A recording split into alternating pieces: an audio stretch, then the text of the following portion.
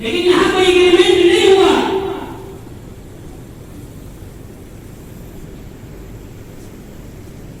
कुछ भी नहीं,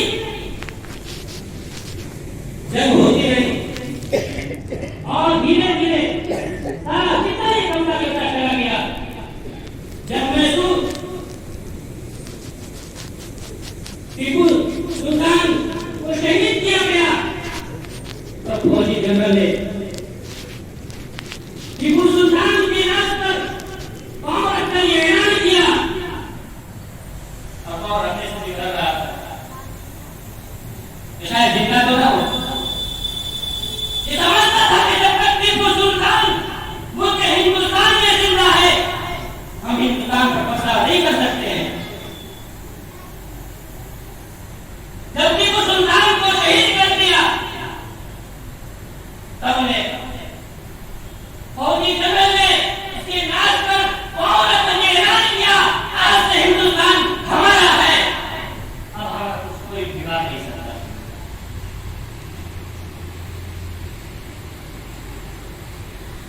सवाल ये पैदा होता है, वहां उनदुरुस्त जब इस्लामी हुकूमत खत्म हुई तो उनदुरुस्त ने स्पेन बन दिया। ये बनने से फिर स्पेन क्यों नहीं बना? जवाब आया कि जो ही मुसलमानों ने ये देखा और सोचा कि हजारों मुसलमान कत्ल कर दिए गए और हमारे ग्राम कत्ल कर दिए गए, फिर पता नहीं क्या थी कि यहाँ की ईसाई हुकूमत कायम हो जाए। उसके लिए वो मुख्तलिफ मुल्कों से ईसाई पार्टियों को लाया था और ये ऐलान करवाया मस्जिदों के अंदर, और वो मस्जिदों में खड़ा होकर वो पार्टी ऐलान करता था कि तुम्हारा दीन गलत, तुम्हारा नबी गलत।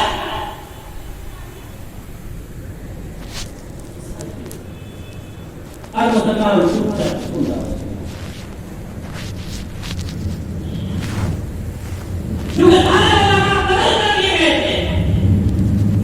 तारीख लिखने वालों ने लिखा है 57 या 58,000 मुसलमानों का खून बहाया गया, जिसमें 20,000 उलमाए किराम।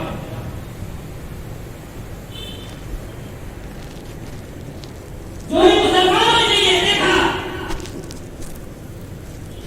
अब हमारी हुकूमत नहीं, मुसलमानों को कत्ल कर दिया गया, हमारे उलमा शहीद हो गए, अब हमें करना होगा।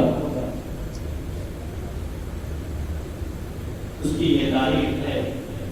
फिर मुसलमानों ने इस मुल्क हिंदुस्तान में मदारिस का मकाम, जिसका नाम आज दारुल उलूम देवबंद है, जिसके नाम पर मुल्क हिंदुस्तान, पाकिस्तान, बांग्लादेश में मदारिस और मकाम चल रहे हैं, जिसका निजाम यह है बच्चा आप ही से लेंगे, पैसा आप ही से लेंगे, खिलाएंगे हम, आलिम बनाकर, हाफिज बनाकर, आलिम बनाकर आपके हवाले करेंगे।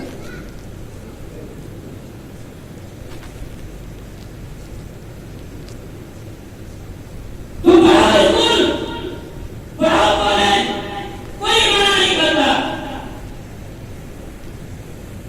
तो उसकी डिग्री क्या है? 60 साल 70 साल, क्या करोगे उसके बाद? क्या काम देगा तुम्हें? सिलसिला खत्म, किसको करोगे? तुम 16 साल स्कूल कॉलेज पढ़ो, लेकिन इसकी कोई गारंटी नहीं कि तुम्हें वहां तक मिल जाए।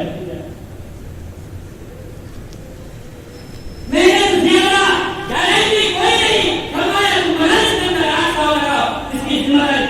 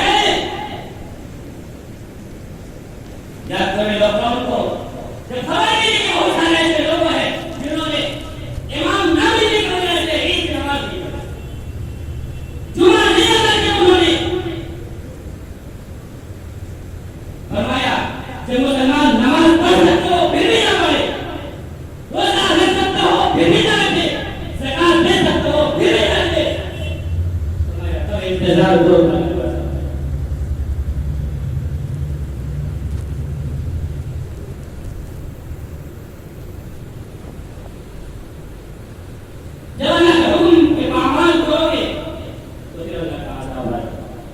मेरे बुजुर्गों, बहुत अफसोस के साथ मैं आपके सामने ये बात कर रहा हूँ। मुझे ये बातें अभी में करनी थी उलमाए किराम के बाद,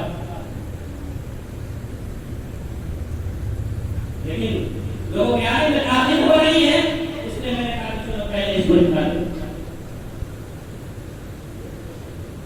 आज जो बच्चे हाफिज़ कुरान हुए, मैं दिल से मुबारकबाद करता हूँ, देता हूँ और सलाम करता हूँ इससे मौत को जिसने वैसे औलाद को जन्म दिया। अल्लाह इसको कायम और दायम फरमाए, इसे आलिम दीन बनाए और सही मार्ग में हाफिज़ कुरान मुअम्मल बनाए।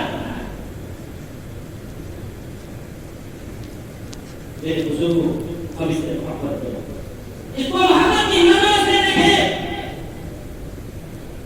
इसको मामूली न समझे। ये उस दिन समय आएगा जब हमारी आंखें बंद हो जाएंगी। फरमाए जमात इंसान में पता अमल, जब इंसान मर जाता है तो दूसरे का अमल का मुख्तार हो जाता है।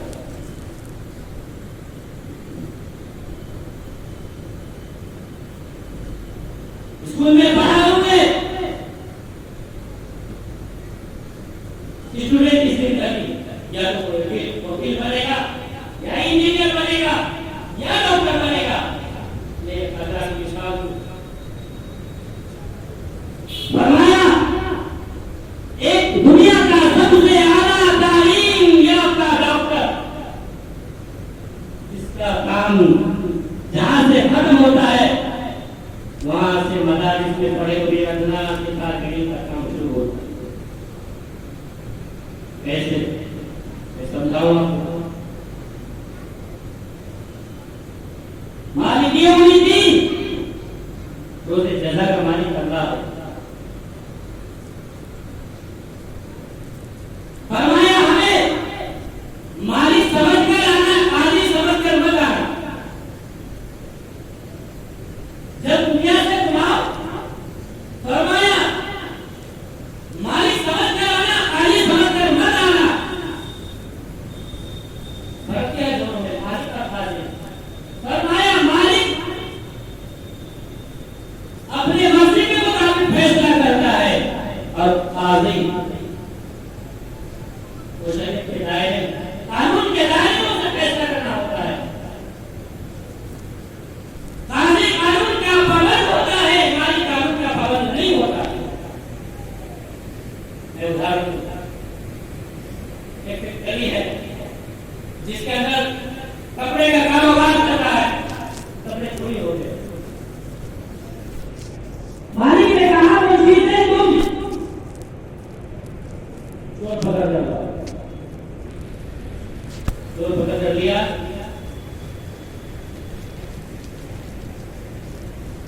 और फिर मालिक ने उसे छोड़ दिया।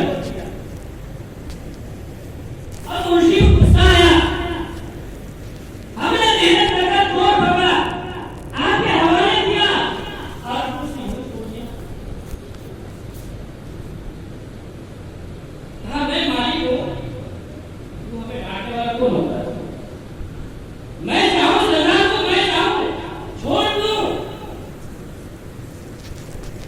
लेकिन यही मुझे जब अदालत पेश किया जाएगा तो काजी ये नहीं कह सकता कि जाओ मैं छोड़ दिया। क्यों? फरमाया काजी कानून का पाबंद है, उसे फैसला करना होगा। मुझे तो सजा देनी होगी और मालिक कानून का पाबंद नहीं